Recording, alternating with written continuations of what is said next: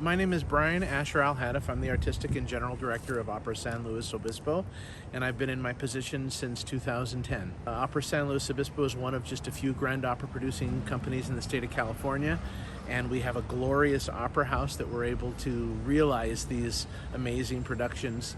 It's built on a European style with the 3 balconies. We have a full pit for orchestras. So tell me, where is this location? I've never been there. Oh, of course. It's called Performing Arts Center San Luis Obispo, and it's also known as the Harold Miosi Hall, which is the premier space in that facility. It's a 1,200 seat opera house built in the horseshoe design with I believe 4 levels of balconies, orchestra, and then 3 levels above that. There's a 120 seat pit that lowers for the orchestra, and there's also quite a large stage, and it's on the campus of Cal Poly. Now, earlier you had said, you used the term, I don't know if it, I'm trying to remember, was it full production? Grand opera producing. Grand opera producing. Why so few in California, and how does San Luis Obispo rate to get one? Yeah, that's a great question. A lot of companies, they neglect the old style of production with the term grand opera. Grand opera refers to all-encompassing. So for example, composers, when they wrote operas, they wrote them for large orchestras, large choruses, large ballets, and especially large casts as well. And so the term grand opera refers to a production that incorporates all of those forces at original specs. A lot of the traditions today is to cut some of those pieces, to reduce the choruses, to cut the ballets, reduce the orchestras, in order to, of course, save funds. But you also need a community that's set up in a certain way to support a grand opera company. So for example, in San Luis Obispo, we have a wonderful history of choruses. There's the San Luis Obispo Master Chorale, there's Vocal Arts Ensemble. Cal Poly and Cuesta College have very large chorus programs. We also have a wonderful tradition of orchestras as well. We have the San Luis Obispo Symphony, there's Orchestra Novo. A few miles down the road, there's the Santa Maria Philharmonic. A few miles up the road, we have Symphony of the Vines. So these orchestras build for a wonderful community to populate a grand orchestra. And again, it always comes back to the opera house. No matter what forces you have to have an amazing opera house that can support those large forces coming together and essentially making the Olympics of classical music, which I like to call opera. I love that term, the Olympics of classical music. Yeah. Does opera get the credit it deserves? I mean, you give it... Well, that's another challenging question. In the last 30 years, opera has sort of become the 5-letter word of classical music. Oh, with so many stereotypes. It's long, it's in another language. It's lofty, you know, there's all sorts of different kind of people that come to listen to opera that really aren't my style. And it's classical music on top of it all. So it's about reshaping our community's understanding of what opera is and what it can be. So some of the ways that we've done that, we've built a wonderful mobile opera house where we bring small productions in the back of a 26-foot box truck all over our county. Another area is to incorporate classical music, classical musicals into the tradition of opera. So as time moves on, the old classic musicals like Showboat, Oklahoma, South Pacific, even West Side Story, they have a lot more in common with the production value and organization of a grand opera than they do with sort of the new tradition of musicals. If you think about Rent, Avenue Q, Hamilton, which is a small cast, multifunction roles, small stage, and a rock band. Now compare that to Oklahoma, which is, 4 acts, gargantuan sets, costumes, large orchestra. That has a lot more in common with the production value of an opera than it does the new tradition of musical theater. Yeah. And as you explain it that way, it helps me appreciate all that goes into an opera.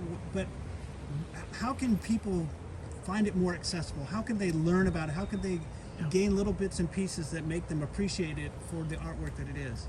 There's no magical formula for that. It's about starting to reshape what an opera company sort of is into fitting into society today. So for example, yes, we do produce grand operas, but we're diversified in sort of a shotgun approach to classical music in general. At wintertime, the Opera San Luis Obispo Grand Orchestra is loaned to 2 ballet companies to produce the Nutcracker.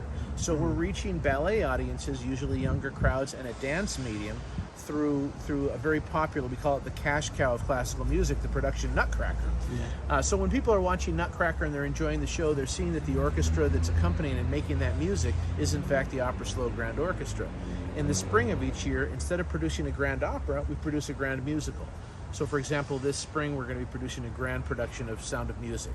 And it'll be unlike any Sound of Music anyone has ever experienced. Most people experience Sound of Music in a 100-theater box with usually canned music, a small cast, no chorus, very little dancing, and a lot of cuts.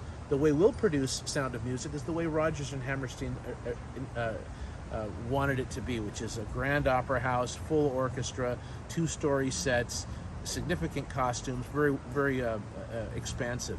In the spring, we produce grand productions for children. So we'll bring all the kids to the Opera House, we'll put an orchestra on stage, and we'll take talented individuals from all over the community, and we'll give them the opportunity to really have a professional splash in the industry. And then in the fall, we reserve the fall for our grand productions of operas. So for example, this December, we'll be producing Johann Strauss's Die Fledermaus. So we have sort of this rotation, and then we do a lot of small things along the sides.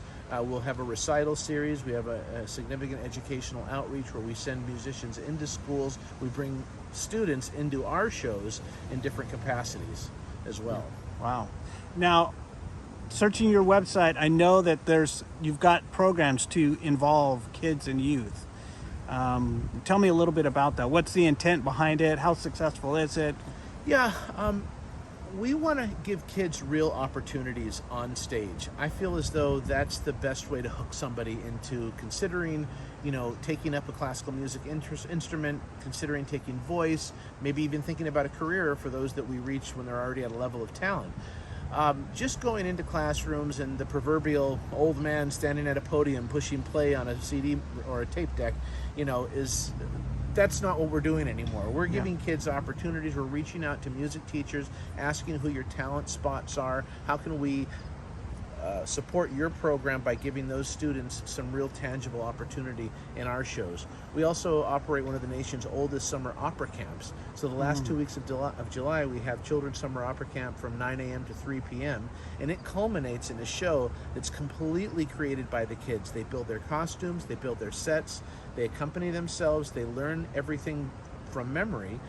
They build their props. They're very colorful. I mean, it's not grand opera, but it's entirely produced by the kids. How do people support you in general? We operate largely through private donations, and for those that are interested, they can make a donation right on our website, www.operaslo.org, so operaslo.org.